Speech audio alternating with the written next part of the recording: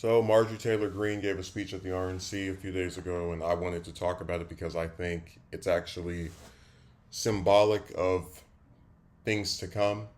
So I'll play some of it and then I'll give my commentary. Thank you.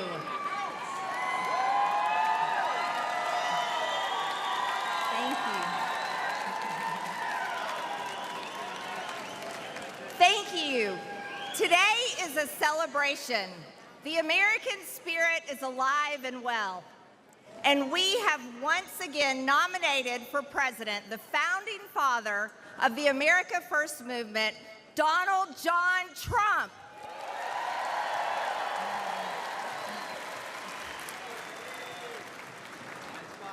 Unfortunately, this is also a somber moment for our nation. 2 days ago, evil came for the man we admire and love so much. I thank God that his hand was on President Trump.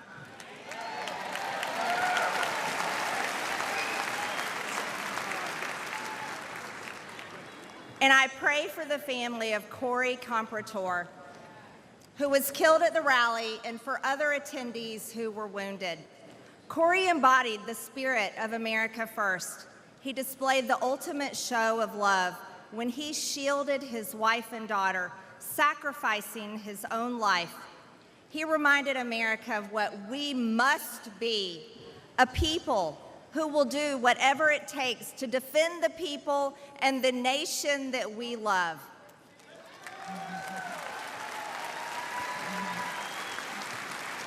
Thank you. I love you too. We will honor Corey's memory by building the country he wanted, the country he wanted for his children, and a government worthy of the American people. For far too long, the establishment in Washington has sold us out. The Democrats ripped open our borders and allowed millions of illegal aliens to pour in, driving up the cost of housing and health care while slashing American wages and eliminating jobs. They claim that our economy is thriving, yet hundreds of thousands of American-born workers lost their jobs these past few years. The Democrats' economy is of, by, and for illegal aliens.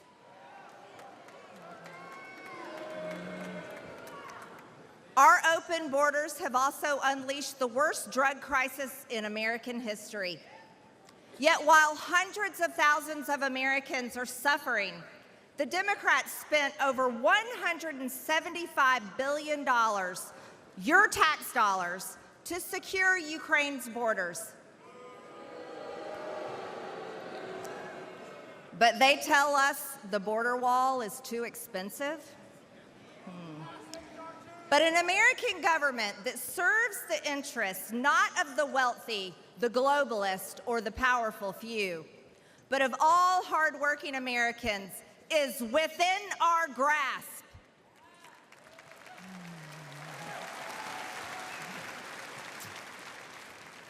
Donald Trump has, and he will, make America successful again.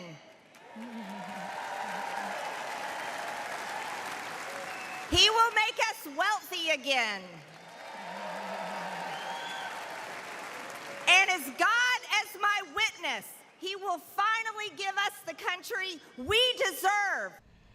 Now, I could sit here and I could easily swat away all of the either blatant lies or misinformation that was in that speech. I mean, you have the part where she mentions that the Democrats give money to Ukraine, but they think the border wall is too expensive, when it's actually Democrats' opposition to the border wall is that they don't think it's effective.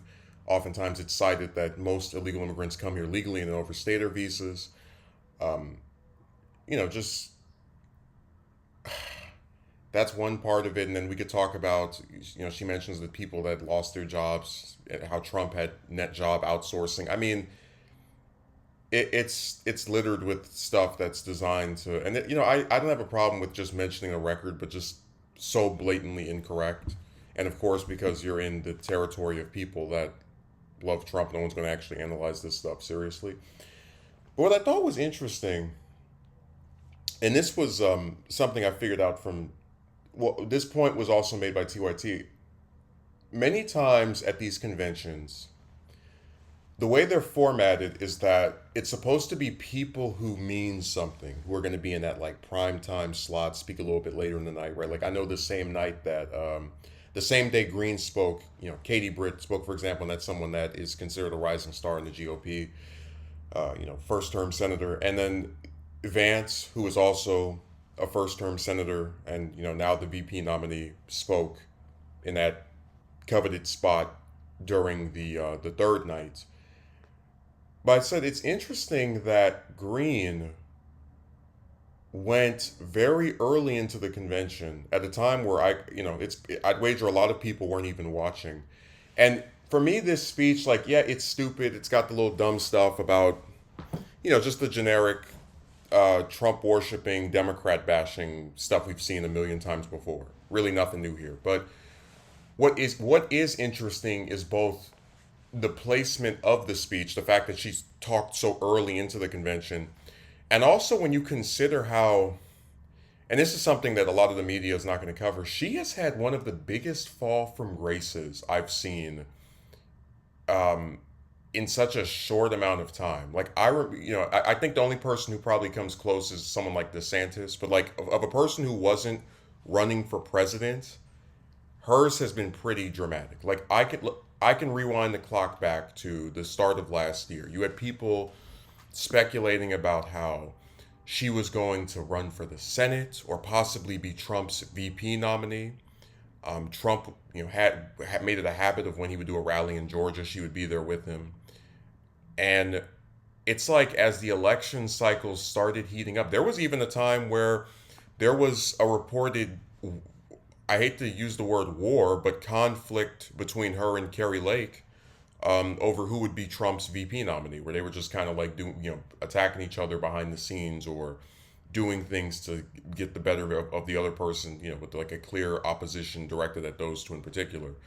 And I said, isn't it fascinating how this lady went from being someone that a lot of people at the time were worried that Trump would pick as his VP to not only not even making the short list, the one that came out a few days before the convention, but also not even getting like a coveted slot to talk. And that's extremely important because, like, let's just pretend, for example, Trump loses. I know people are thinking he's going to win now because of the shooting and Biden's acuity issues, but just hypothetical. Let's pretend Trump loses, and after this, we're talking like 2028, or even just like dealing with a second Biden term or a first Harris term.